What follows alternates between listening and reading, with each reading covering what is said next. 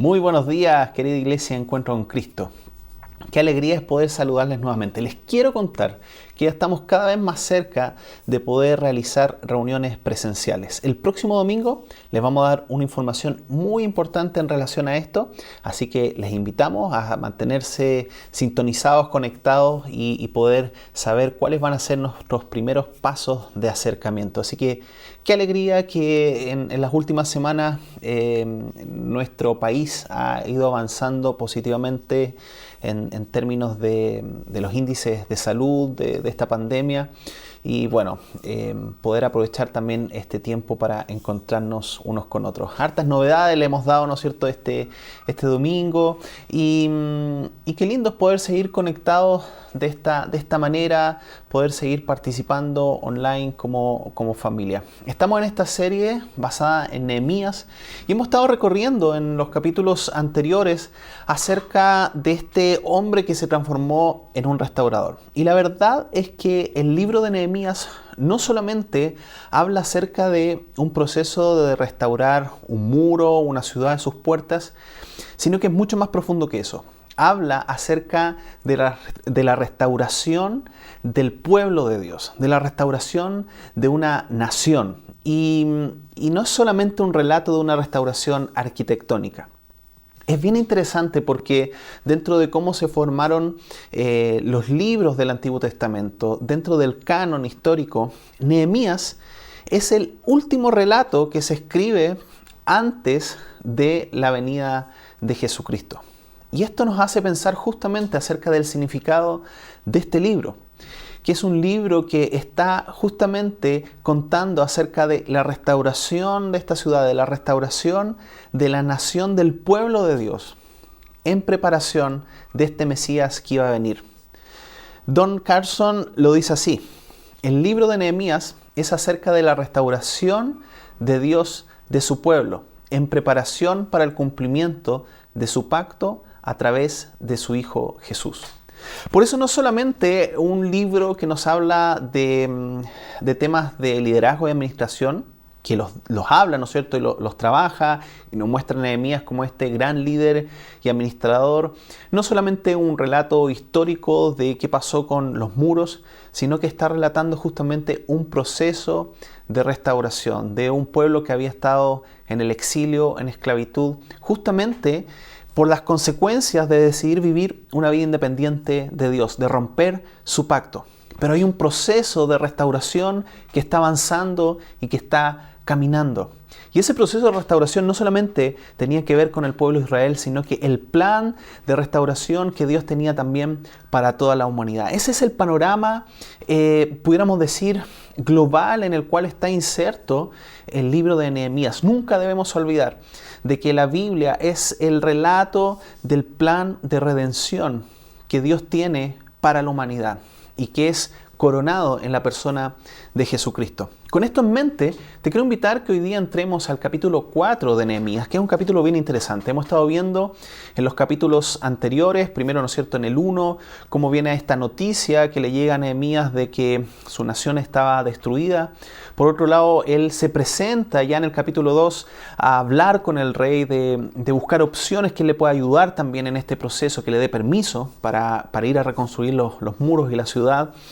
Y luego comienza la restauración, lo estuvimos viendo, ¿no es cierto?, a través de la predicación del pastor Jorge en la semana pasada. Comienza el inicio de esta construcción, de poner las manos a la obra.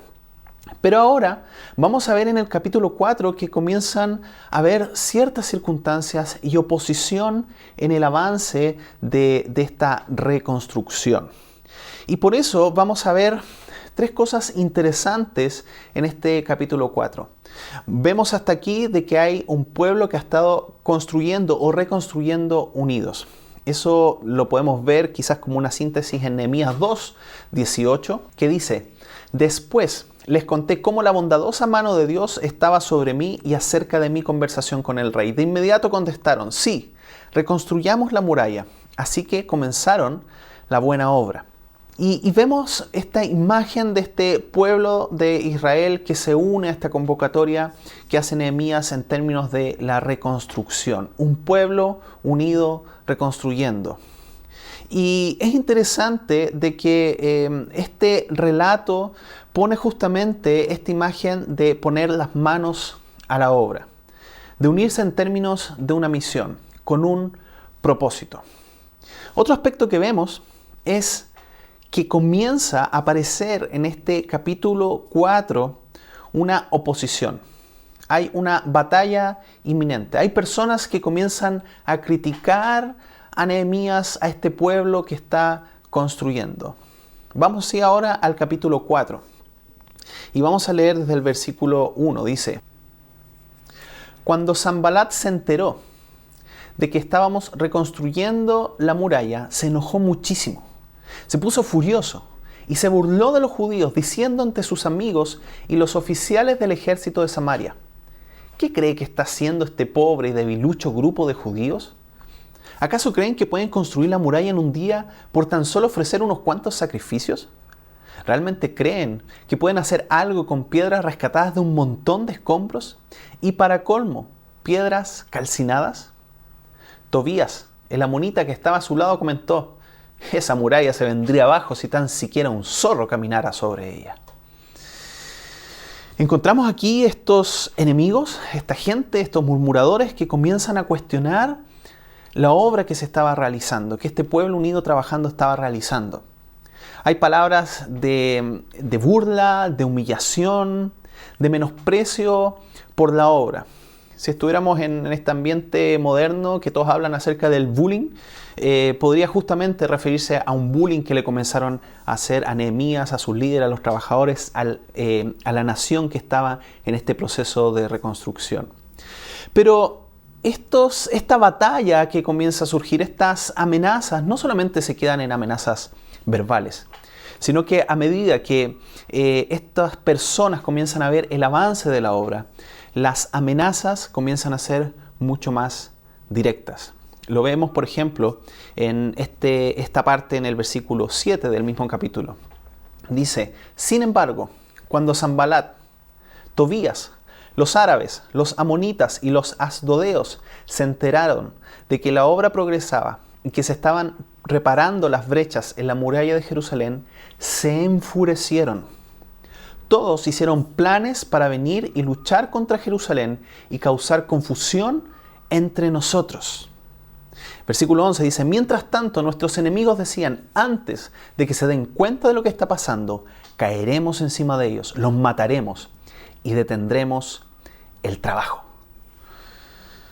Ya las amenazas no son solo verbales, sino que hay un grupo que se comienza a unir justamente para detener esta reconstrucción. Son amenazas de batalla, amenazas de muerte inclusive, que se lanzan no solamente contra Nehemías, sino que contra todo el pueblo que estaba ahí en este proceso de reconstrucción. Y estas amenazas comienzan a mermar el ánimo justamente de las personas que están ayudando a Nehemías.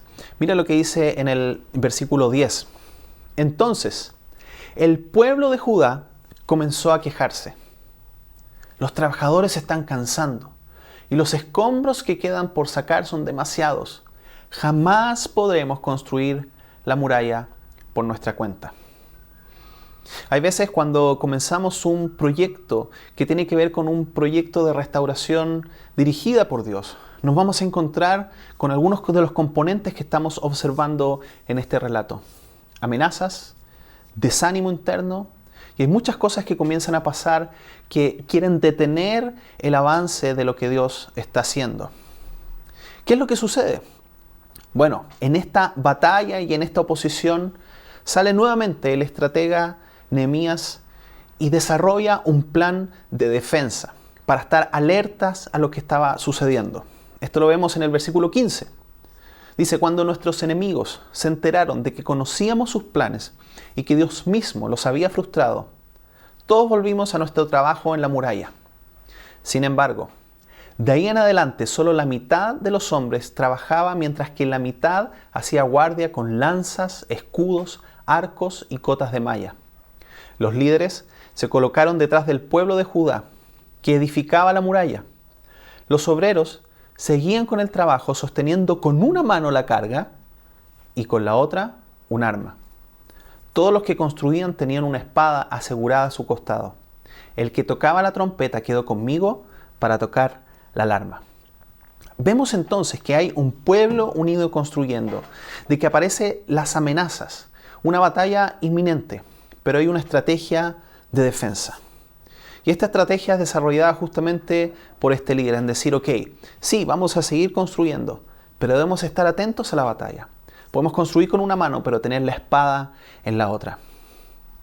Por otro lado, nos encontramos nuevamente con este carácter que hemos visto desde el principio en Nehemías, que es un hombre de oración. En este capítulo vemos dos ocasiones donde nuevamente se ve este instinto, por decirlo de alguna manera, de oración que tiene Nehemías. Versículo 4 dice, entonces oré, escúchanos Dios nuestro, porque se burlan de nosotros. Y en el versículo 9 dice, así que oramos a nuestro Dios y pusimos guardias en la ciudad día y noche para protegernos. Es interesante, sobre todo en este último versículo, cómo se acompaña la oración de una acción concreta. Oramos, pero también generamos estrategia. A veces en nuestra vida espiritual tendemos a separar estas dos cosas. No tenemos por qué separarlos. La oración puede ir acompañada de una estrategia. Así, llegamos a esta tercera observación dentro de este pasaje, de este capítulo 4, donde observamos el Dios que pelea por su pueblo. Y así lo declara justamente Nehemías en el versículo 19. Dice, entonces les expliqué a los nobles, a los oficiales y a todo el pueblo lo siguiente. La obra es muy extensa y nos encontramos muy separados unos de otros a lo largo de la muralla. Cuando oigan el sonido de la trompeta, corran hacia el lugar donde ésta suene. Entonces, nuestro Dios peleará por nosotros. Qué potente este pasaje, donde justamente observamos la convicción de que Dios iba con ellos en este proceso de restauración. ¿Por qué? Porque estaban embarcados y caminando en un proyecto de restauración divino. Déjenme hacer un acercamiento de justamente estas tres variables que observamos en el capítulo 4 para lo que es el quehacer de la iglesia cristiana en el día de hoy. Primero, observar de que nosotros también somos un pueblo que debe llevar a la reconstrucción de sus ciudades, a la reconstrucción de sus familias, a la reconstrucción de manera individual, de poder proclamar justamente el mensaje de Dios que tiene para nuestras ciudades, para nuestros países. Somos un pueblo que fuimos rescatados. Y al igual que el pueblo de Israel, fuimos llamados con un propósito. Mira lo que dice 2 Corintios 5, 18 al 19. Y todo esto es un regalo de Dios, quien nos trajo de vuelta a sí mismo por medio de Cristo. Y Dios nos ha dado la tarea de reconciliar a la gente con Él. Pues Dios estaba en Cristo reconciliando al mundo consigo mismo, no tomando más en cuenta el pecado de la gente. Y nos dio a nosotros ese maravilloso mensaje de reconciliación. Somos un pueblo llamado con un propósito, a proclamar esta buena noticia de la reconciliación. Sobre todo en ciudades donde vemos destrucción, donde vemos desesperanza, donde vemos oscuridad, donde vemos escombros. Dios nos ha puesto aquí con un propósito, que es proclamar el mensaje de reconciliación, de restauración. Debemos imitar a nuestro Padre, que es restaurador, que quiere hacer cosas nuevas y buenas para las personas. En medio de este ambiente que estamos viviendo a nivel nacional, ¿cómo nos convertimos en ser proclamadores de este mensaje de reconciliación en cada lugar donde nos ha puesto? El Señor llamó a Nehemías, que tenía ciertos dones y ciertas capacidades y tenía un cargo también en el reino. Como pueblo de Dios, Él también nos está llamando a nosotros a marcar una diferencia en el lugar donde nos ha puesto. Como segundo aspecto a esta aplicación de este capítulo de Nehemías a la iglesia, estamos en batalla permanente. Mira lo que dice Efesios capítulo 6.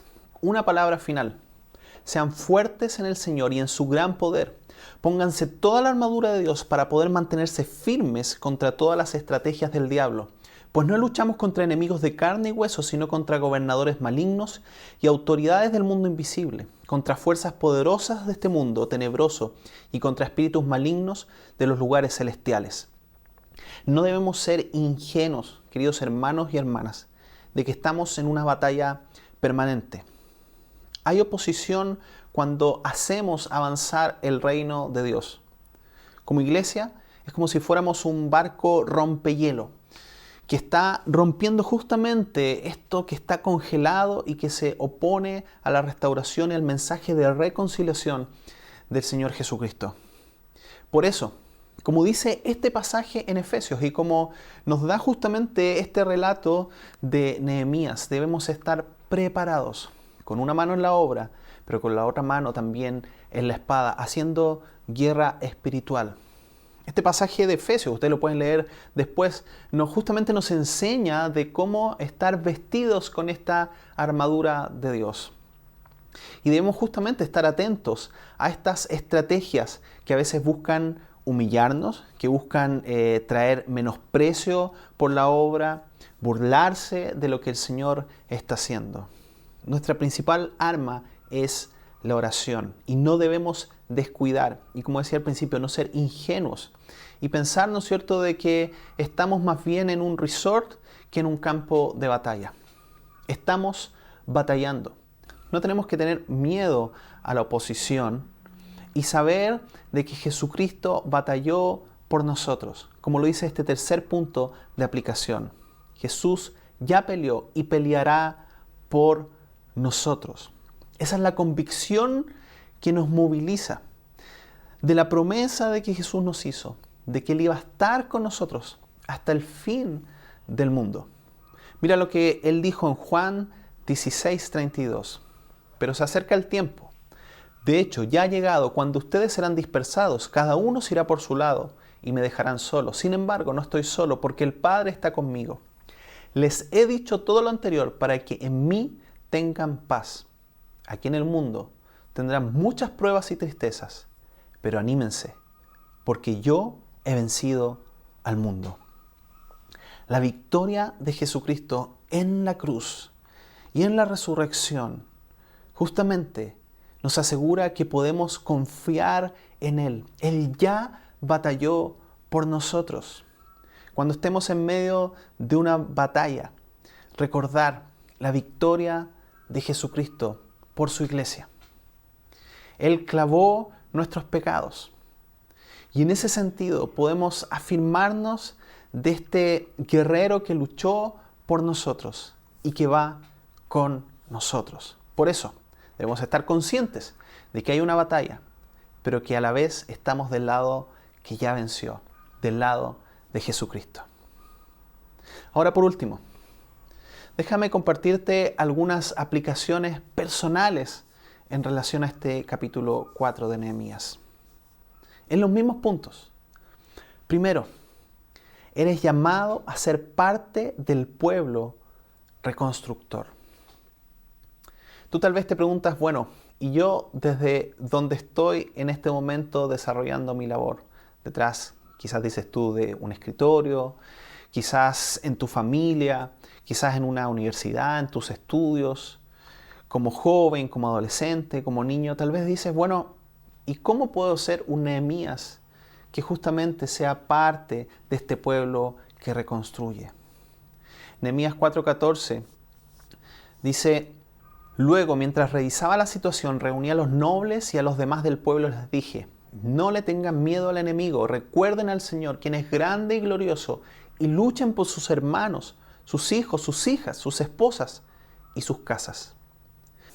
La visión de nuestra iglesia es que queremos ser y hacer discípulos apasionados por la transformación de personas, familias y ciudades de Chile y del mundo.